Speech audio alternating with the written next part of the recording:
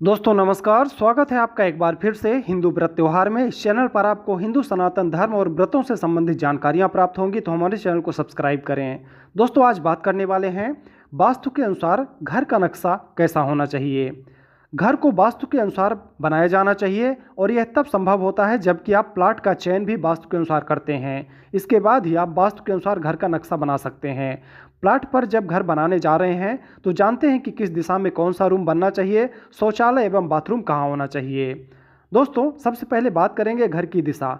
यदि प्लाट खरीद रहे हैं तो उत्तर या पूर्व मुखी खरीदें। सबसे उत्तम दिशा पूर्व, ईशान और उत्तर है। वायव्य और पश्चिम सम है। आग्नेय, दक्षिण और नैऋत्य दिशा सबसे खराब मानी जाती है। घर के अंदर किस दिशा में क्या हो, आइए इसके बारे में जान लेते हैं। उत्तर, इस दिशा में खिड़की, दरवाजे, घर की बालकनी होना चाहिए। दक्षिण, इस दिशा में घर का भारी सामान रखें।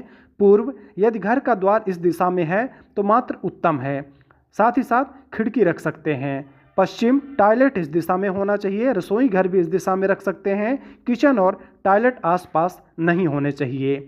ईशान, इस दिशा में बोरिंग, पंडेरी, स्विमिंग पूल, पूजा स्थल का घर का मुख्य द्वार होना चाहिए। वायव्य, इस दिशा में आपका बेडरूम, गैराज, गौशाला आदि होना चाहिए। आग्नेय, इस दिशा में किचन, गैस, बॉयलर, ट्रांसफार्मर आदि होना चाहिए। नैऋत्य, इस दिशा में घर के मुखिया का कमरा बना सकते हैं। कैश काउंटर, मशीनें आदि आप इस दिशा में रख सकते हैं। किस दिशा में कौन सा रूम होना चाहिए।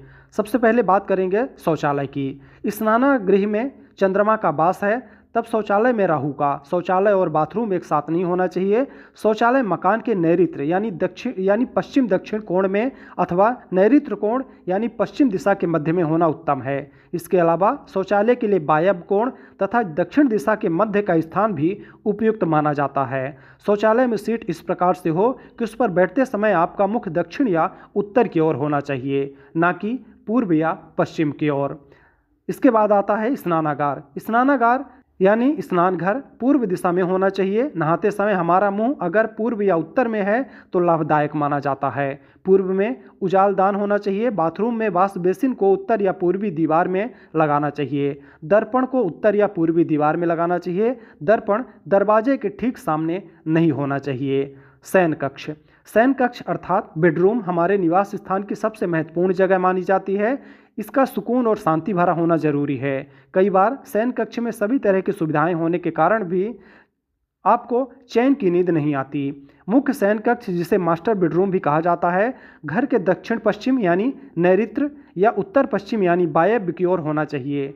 अगर घर में एक मकान की ऊपरी मंजिल है तो मास्टर बेडरूम उसकी ऊपरी मंजिल के दक्षिण पश्चिम कोने में होना चाहिए। शयन कक्ष में सोते समय हमेशा सिर दीवार से सटाकर सोना चाहिए। पैर उत्तर या पश्चिम दिशा की ओर करके आपको सोना चाहिए। अब बात करते हैं अध्ययन कक्ष की। पूर्व, उत्तर, ईशान तथा पश्चिम के मध्य में अध्ययन कक्ष बनाया जा सकता है। अध्ययन करते समय दक्षिण तथा पश्चिम की दीवार से सटाकर पूर्व तथा उत्तर की ओर मुख करके बैठें। अपनी पीठ के पीछे द्वार अथवा खिड़की नहीं होनी चाहिए। अध्ययन कक्ष का ईशान कोण खाली होना चाहिए। रसोई घर। यदि रसोई कक्ष का निर्माण सही दिशा में नहीं किया गया है तो परिवार के सदस्यों को भोजन से पाचन संबंधी अनेक बीमारियां उत्पन्न हो जाती हैं। रसोई घर के लिए सबसे उपयुक्त स्थान आग्नेय कोण यानी कि दक्षिण पूर्वी दिशा है, जो कि अग्नि का स्थान माना जाता है। दक्षिण पूर्व दिशा के बाद दूसरी वरीयता या उपयुक्त स्थान उत्तर पश्चिम दिशा मानी जाती है। फिर उसके बाद आता है अतिथि कक्ष। अतिथि देवता के समान होता है तो उसका कक्ष उत्तर पूर्व यानी ईशान कोण या उत्तर पश्चिम यानी वायव्य कोण दिशा में ही होना चाहिए। यह मेहमानों के लिए अति शुभ माना जाता है।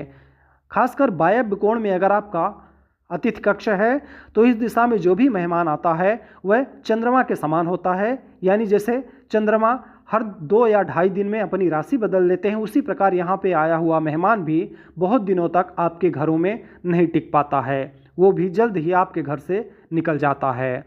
तो दोस्तों ये जानकारी थी वास्तु के अनुसार आपके घर का नक्शा कैसा होना चाहिए। जानकारी आपको अच्छी लगी हो तो वो वीडियो को लाइक करें। चैनल में अगर आप नए हैं तो चैनल को सब्सक्राइब जरूर करें। जय श्री राम।